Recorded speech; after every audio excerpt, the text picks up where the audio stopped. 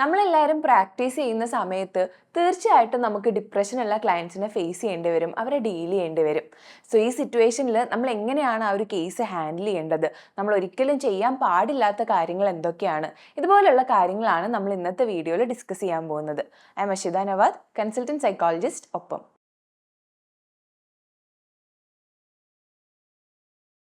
പഠിക്കുന്ന സമയത്ത് നമ്മളെല്ലാവരും ഡിപ്രഷനെ പറ്റി ഭയങ്കര എലാബറേറ്റ് ആയിട്ട് പഠിച്ചിട്ടുണ്ടാവും. എന്താണ് ഡിപ്രഷൻ ഉണ്ടാവാനുള്ള കോസസ്, ആ സമയത്ത് നമ്മുടെ ബ്രെയിനിൽ എന്താണ് നടക്കുന്നത്, അത് കാരണം നമുക്ക് ഉണ്ടാവാൻ ചാൻസ് ഉള്ള സിംറ്റംസ് എന്താണ്, ബുദ്ധിമുട്ടുകൾ എന്താണ്, ഇതെല്ലാം നമ്മൾ പഠിച്ചിട്ടുണ്ടാവും. ഇതിനെങ്ങനെ ട്രീറ്റ് ചെയ്യണമെന്നും നമ്മൾ പഠിച്ചിട്ടുണ്ടാവും.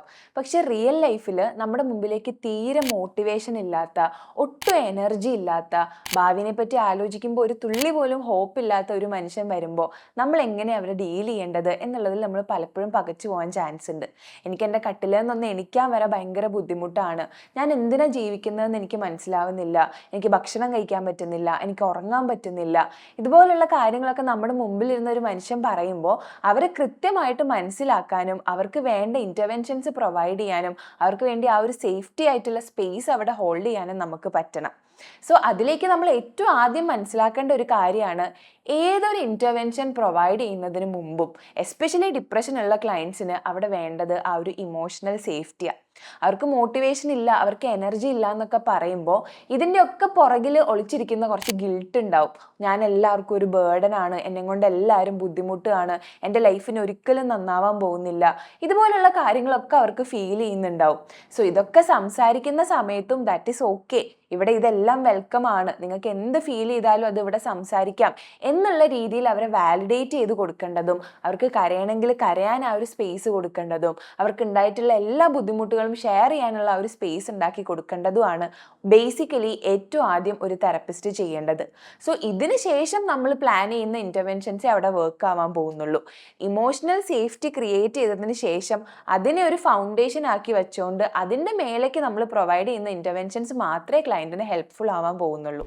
ഡിപ്രസീവ് സിംറ്റംസ് കാണിക്കുന്ന ക്ലയൻസിനെ ഡീൽ ചെയ്യുന്ന സമയത്ത് നമ്മൾ ഏറ്റവും കൂടുതൽ ശ്രദ്ധിക്കേണ്ട പ്രധാനപ്പെട്ട ഒരു കാര്യമാണ് അവരുടെ മൂഡ് അനലൈസ് ചെയ്യുന്നതിനേക്കാൾ കൂടുതൽ അവരുടെ എനർജി ലെവൽ അനലൈസ് ചെയ്യാൻ നോക്കുക എന്നുള്ളത്. അവർക്ക് കൺസിസ്റ്റൻ്റ് ആയിട്ട് ആ ഒരു സാഡ്നെസ് ഫീൽ ചെയ്യുന്നുണ്ടാവും, അവർക്ക് ഭയങ്കരമായിട്ട് ഡിപ്രസീവ് ആയിട്ടുള്ള തോട്ട്സ് വരുന്നുണ്ടാവും. പക്ഷേ ഇതിനെല്ലാം പുറമെ അവർക്ക് അവരുടെ ഡെയിലി ആക്ടിവിറ്റീസ് ചെയ്യാൻ എത്രത്തോളം എനർജി ഉണ്ട്, അവർക്ക് കട്ടിലിൽ നിന്ന് എണീച്ചൊന്ന് വാഷ്റൂമിൽ പോവുക, ഒന്ന് കുളിക്കുക, പല്ല് തേക്കുക, ഇതൊക്കെ ഭയങ്കര ബുദ്ധിമുട്ടാണോ, ഇവർക്ക് ഭക്ഷണം കഴിക്കുക എന്നുള്ളത് ഭയങ്കര ഡിഫിക്കൽട്ടായിട്ട് തോന്നുന്നുണ്ടോ, ആരോടെങ്കിലും ഒരു കോൺവെർസേഷൻ ഇനിഷ്യേറ്റ് ചെയ്യുക എന്നുള്ളത് ഭയങ്കര ഡിഫിക്കൽട്ടായിട്ട് തോന്നുന്നുണ്ടോ. സോ ക്ലയൻറ്റിൻ്റെ എനർജി ലെവൽ നമുക്ക് മനസ്സിലായാൽ മാത്രമേ അതിനനുസരിച്ചുള്ള ഇൻ്റർവെൻഷൻസും ഐഡിയാസും നമുക്ക് കൊടുക്കാൻ പറ്റുള്ളൂ. ഇപ്പോൾ രാവിലെ കട്ടിലിൽ നിന്ന് എണീക്കാന്ന് തന്നെ ഭയങ്കര ബുദ്ധിമുട്ടാണ് എന്ന് പറയുന്ന ഒരു ക്ലയൻറ്റിനോട് നാളെ തൊട്ട് നിങ്ങൾ ജിമ്മിൽ പോയി 1 മണിക്കൂർ വർക്കൗട്ട് ചെയ്യണം എന്ന് നമുക്ക് പറയാൻ പറ്റില്ല. സോ അവിടെ നമ്മുടെ ബേസിക് ഗോൾ ഉണ്ടാവേണ്ടത് അവർക്ക് ആ ഡെയിലി ആക്ടിവിറ്റീസ് ചെയ്യാനെങ്കിലും ഉള്ള എനർജി റീറ്റെയിൻ ചെയ്യാനുള്ള കാര്യങ്ങൾ ചെയ്യുക എന്നുള്ളതാണ്. അതുകൊണ്ട് തന്നെ മൂഡ് അനലൈസ് ചെയ്യുന്നതിനൊപ്പം തന്നെ അത്രയും ഇമ്പോർട്ടൻ്റ് ആയിട്ട് നമ്മൾ ഡിപ്രസീവ് ആയിട്ടുള്ള ക്ലയൻസിൻ്റെ അടുത്ത് ചെയ്യേണ്ട ഒരു കാര്യമാണ് അവരുടെ എനർജി ലെവൽസ് അനലൈസ് ചെയ്യുക, അതിനനുസരിച്ചുള്ള ടാസ്കുകളും ബാക്കി സജഷൻസും ഒക്കെ കൊടുക്കുക എന്നുള്ളത്. അടുത്തതായിട്ട് ഡിപ്രസീവ് സിംറ്റംസ് കാണിക്കുന്ന ക്ലയൻസിനെ ഡീൽ ചെയ്യുമ്പോൾ നമ്മൾ ഏറ്റവും കൂടുതൽ ശ്രദ്ധിക്കേണ്ട ഒരു കാര്യമാണ് അവരുടെ ബിഹേവിയറൽ ആക്ടിവേഷനിൽ ഫോക്കസ് ചെയ്യുക എന്നുള്ളത്. നമ്മൾ മുമ്പ് പറഞ്ഞതുപോലെ തന്നെ അവർക്ക് ആ ഒരു ഫിസിക്കൽ ആക്ടിവിറ്റീസിൽ ഒന്നിലും എൻഗേജ് ചെയ്യാൻ തീരെ എനർജി ഉണ്ടാവാൻ ചാൻസ് ഇല്ല. ഡെയിലി ബെഡിൽ നിന്ന് എണീക്കുന്നതും ബ്രഷ് ചെയ്യുന്നതും വരെ അവർക്ക് ഭയങ്കര ടാസ്ക് ആയിട്ട് ഫീൽ ചെയ്യാൻ ചാൻസ് ഉണ്ട്. സോ ഇവിടെ ആക്ച്വലി നടക്കുന്നത് ഒരു സൈക്കിളാണ്. അതായത് ഇവരുടെ മൂഡ് ലോ ആവുന്നതിനനുസരിച്ച് ഇവർ ഫിസിക്കലി ഇനാക്റ്റീവ് ആവും, ഫിസിക്കലി ഇനാക്റ്റീവ് ആവുന്നതോറും പിന്നെ മൂഡ് ലോ ആവുക ചെയ്യുന്നത്. സോ ഈ ഒരു സൈക്കിൾ നമ്മൾ എപ്പോൾ ബ്രേക്ക് ചെയ്യുന്നോ അപ്പോഴാണ് നമുക്ക് കുറച്ചെങ്കിലും ഇമ്പ്രൂവ്മെൻറ്റ് കാണാൻ പറ്റുക. പക്ഷേ ഈ ഫിസിക്കൽ ആക്ടിവിറ്റിയിൽ എൻഗേജ് ആവാൻ അവരെ നമുക്ക് ഫോഴ്സ് ചെയ്യാനും പറ്റില്ല, നമുക്ക് അവിടെ ആ ഒരു സപ്പോർട്ട് പ്രൊവൈഡ് ചെയ്യാൻ പറ്റും. അവർക്ക് തീരെ മോട്ടിവേഷൻ ഒന്നും ഫീൽ ചെയ്യില്ല ഒന്നും ചെയ്യാൻ വേണ്ടി, പക്ഷെ അവർക്ക് പറഞ്ഞ് മനസ്സിലാക്കുക മോട്ടിവേഷൻ ഇല്ലാത്തത് ഈസ് ഓക്കെ, പലപ്പോഴും ആക്ഷൻ എടുത്തതിന് ശേഷമായിരിക്കും നമുക്ക് ആ ഒരു മോട്ടിവേഷൻ ഫീൽ ചെയ്യുക എന്നുള്ള രീതിയിലൊക്കെ അവരിവിടെ ഹേർഡ് ആണ്, സീൻ ആണ് എന്നുള്ള രീതിയിൽ വാലിഡേറ്റ് ചെയ്തതിന് ശേഷം അവർക്ക് ആ ഒരു സപ്പോർട്ട് പ്രൊവൈഡ് ചെയ്യുക. ചെറിയ ചെറിയ ആക്ടിവിറ്റീസ് ആയിരിക്കും സ്റ്റാർട്ട് ചെയ്യുമ്പോൾ ഏറ്റവും നല്ലത്. ചിലപ്പോൾ ഒരു ഷോർട്ട് വാക്കിന് പോവുക, അല്ലെങ്കിൽ എണീറ്റിട്ടൊന്ന് കുളിക്കാൻ പറ്റുമെങ്കിൽ അത് ചെയ്യുക, അല്ലെങ്കിൽ ആ റൂമൊക്കെ ഒന്ന് ക്ലീൻ ആക്കുക. അതുപോലുള്ള ചെറിയ ചെറിയ ആക്ടിവിറ്റീസ് വഴിയായിരിക്കണം നമ്മൾ ബിഹേവിയറൽ ആക്ടിവേഷൻ അവരിൽ ഇംപ്ലിമെൻറ്റ് ചെയ്യേണ്ടത്. പലപ്പോഴും ഡിപ്രസീവ് സിംറ്റംസ് കാണിക്കുന്ന ക്ലയൻസിന് എക്സ്ട്രീം ആയിട്ടുള്ള നെഗറ്റീവ് തോട്ട്സ് ഉണ്ടാവാനുള്ള ചാൻസ് ഉണ്ട്. അവർക്ക് അവരെ പറ്റി തന്നെ തീരെ മതിപ്പ് ഉണ്ടാവാൻ ചാൻസ് ഇല്ല. അവരെ പറ്റി ഭയങ്കര മോശമായിട്ടായിരിക്കും ചിന്തിക്കുന്നത്, ഭയങ്കര ഹോപ്പ്ലെസ് ആയിരിക്കും. പലപ്പോഴും ക്ലയൻസ് പറയാറുണ്ട്, എനിക്കൊന്നിനും കഴിവില്ല, എന്നെ കൊണ്ട് ഒന്നും ചെയ്യാൻ പറ്റില്ല, ഞാൻ ഒന്നിനും കേപ്പബിൾ അല്ല എന്നുള്ള രീതിയിലൊക്കെ അവർ സംസാരിക്കും. അപ്പോൾ നമ്മൾ നേരെ പോയൊരു ആർഗ്യുമെൻറ്റേറ്റീവ് മൂഡിൽ അങ്ങനെയൊന്നുമല്ല, നിങ്ങൾക്ക് കഴിവുണ്ട്, കഴിവുള്ളത് കൊണ്ടല്ലേ ഇവിടം വരെ എത്തിയത് എന്നുള്ള രീതിയിൽ പറയുന്നതിന് പകരം നമ്മൾ അതിലേക്ക് കൂടുതൽ ക്യൂരിയസ് ആവുക. എന്തുകൊണ്ടാണ് കഴിവില്ല എന്ന് തോന്നാൻ കാരണം, എന്തുകൊണ്ടാണ് തീരെ ഹോപ്പ്ലെസ് ആവാൻ കാരണം, എപ്പോൾ തൊട്ട് ഇത് ആദ്യമായിട്ട് ഫേസ് ചെയ്ത് തുടങ്ങിയത്, എപ്പോൾ തൊട്ട് ഇത് മുമ്പ് ഫീൽ ചെയ്ത് തുടങ്ങിയത്, ഇതുപോലുള്ള രീതിയിൽ നമ്മൾ ക്യൂരിയസ് ആയിട്ട് അവർക്ക് ഫീൽ ചെയ്യുന്ന ആ ഒരു ഇമോഷനിലേക്ക് കുറച്ചും കൂടെ കോൺസെൻട്രേറ്റ് ചെയ്യുകയാണെങ്കിൽ അവർക്ക് നമ്മുടെ അടുത്ത് ആ ഒരു ഇമോഷണൽ സേഫ്റ്റി ഫീൽ ചെയ്യും. അങ്ങനെ അവർക്ക് ആ ഒരു സേഫ്റ്റി ഫീൽ ചെയ്തതിന് ശേഷം നമുക്ക് ആ അണ്ടർലൈങ് ആയിട്ടുള്ള കോർ ബിലീഫിലേക്ക് ഇറങ്ങി ചെല്ലാനും അതിനെ കുറച്ചും കൂടെ ഹെൽത്തി ആയിട്ടുള്ള രീതിയിൽ റീസ്ട്രക്ചർ ചെയ്യാനും സാധിക്കും. സോ നമ്മൾ ഒരിക്കലും ആ ഒരു ആർഗ്യുമെൻറ്റേറ്റീവ് ടോണിലേക്ക് കയറാൻ പാടില്ല. അവരുടേതായിട്ടുള്ള പേസിൽ വേണം നമ്മൾ അവരുടെ നെഗറ്റീവ് ആയിട്ടുള്ള തോട്ട്സിനൊക്കെ ഡീൽ ചെയ്യാൻ. അടുത്തതായിട്ട് നമ്മൾ നിർബന്ധമായിട്ടും ശ്രദ്ധിക്കേണ്ട ഒരു കാര്യമാണ് ഡിപ്രസീവ് സിംറ്റംസ് കാണിക്കുന്ന ക്ലയൻസിൻ്റെ ഫിസിക്കൽ ആൻഡ് മെഡിക്കൽ ആയിട്ടുള്ള ഏരിയ എക്സ്പ്ലോർ ചെയ്യാണ്ടിരിക്കരുത് എന്നുള്ളത്. ബിക്കോസ് ചില സിറ്റുവേഷനിൽ ഹോർമോണൽ ഇംബാലൻസ് പോലെയുള്ള കാര്യങ്ങൾ കാരണമൊക്കെ ക്ലയൻസ് ഡിപ്രസീവ് സിംറ്റംസ് കാണിക്കാറുണ്ട്. ഫോർ എക്സാമ്പിൾ, ഹൈപ്പർ തൈറോയിഡിസം ഉള്ള ക്ലയൻസ് ഒക്കെ ചിലപ്പോൾ ഡിപ്രസീവ് ആയിട്ടുള്ള സിംറ്റംസ് കാണിക്കും. വൈറ്റമിൻ ഡി ഡെഫിഷ്യൻസി ഉള്ള ക്ലയൻസ് ചിലപ്പോൾ ഭയങ്കര ലോ മൂഡ് കാണിക്കാൻ ചാൻസ് ഉണ്ട്.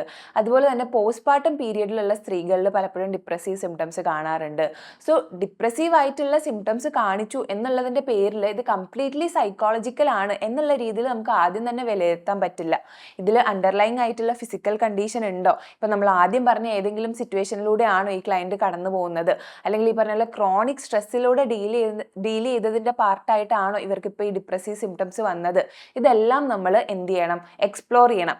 സോ ഈ ഒരു സിറ്റുവേഷനിൽ വേറൊരു മെഡിക്കൽ പ്രൊഫഷണലിൻ്റെ ഹെൽപ്പ് എടുക്കണം, അവരിലേക്ക് നമ്മൾ റെഫർ ചെയ്യണം എന്നുണ്ടെങ്കിൽ നമ്മൾ നിർബന്ധമായിട്ടും അത് ചെയ്യണം. ഇപ്പോൾ ഫോർ എക്സാമ്പിൾ, ഡിപ്രസീവ് സിംറ്റംസ് കാണിച്ച ഒരു ക്ലയൻറ്റ് തൈറോയിഡ് ഫംഗ്ഷൻ ടെസ്റ്റ് ചെയ്തതിന് ശേഷം അവർക്ക് ഹൈപ്പർ തൈറോയിഡിസം കാണിച്ചിട്ടുണ്ടെങ്കിൽ തീർച്ചയായിട്ടും ഒരു എൻഡോക്രൈനോളജിസ്റ്റിനെ കാണാൻ നമ്മൾ അവരെ റെഫർ ചെയ്യണം. അതുപോലെ തന്നെ മെഡിസിൻസ് എടുക്കേണ്ട സ്റ്റേജിലാണ് ഒരു ക്ലയൻറ്റ് ഉള്ളത്, ഡിപ്രഷൻ്റെ സിംറ്റംസ് മാനേജ് ചെയ്യാൻ വേണ്ടി അവർക്ക് തീർച്ചയായിട്ടും മെഡിസിൻസ് ആവശ്യമാണ് എന്നുണ്ടെങ്കിൽ നിർബന്ധമായിട്ടും അവരൊരു സൈക്യാട്രിസ്റ്റിനും റെഫർ ചെയ്തിരിക്കണം. അടുത്തതായിട്ട് നമ്മൾ ഒരിക്കലും സ്കിപ്പ് ചെയ്യാൻ പാടില്ലാത്ത ഭയങ്കര ഇമ്പോർട്ടൻ്റ് ആയിട്ടുള്ള ഒരു പോയിന്റ് ആണ് ഹോപ്പ്ലെസ്നെസ്സിനും റിസ്കിനുള്ള ചാൻസിനും വേണ്ടി നമ്മൾ ശ്രദ്ധിക്കുക എന്നുള്ളത്. പല സിറ്റുവേഷനിലും ഡിപ്രസീവ് സിംറ്റംസ് കാണിക്കുന്ന ക്ലയൻസ് എക്സ്ട്രീംലി ഹോപ്പ്ലെസ് ആവാനും അവർ സെൽഫ് ഹാം പോലുള്ള കാര്യങ്ങളിലേക്ക് എൻഗേജ് ആവാനും ചാൻസ് ഉണ്ട്. എപ്പോഴും ഇത് അവർ നമ്മുടെ അടുത്ത് ഓപ്പൺ ആയിട്ട് തന്നെ കമ്മ്യൂണിക്കേറ്റ് ചെയ്യണം എന്നില്ല.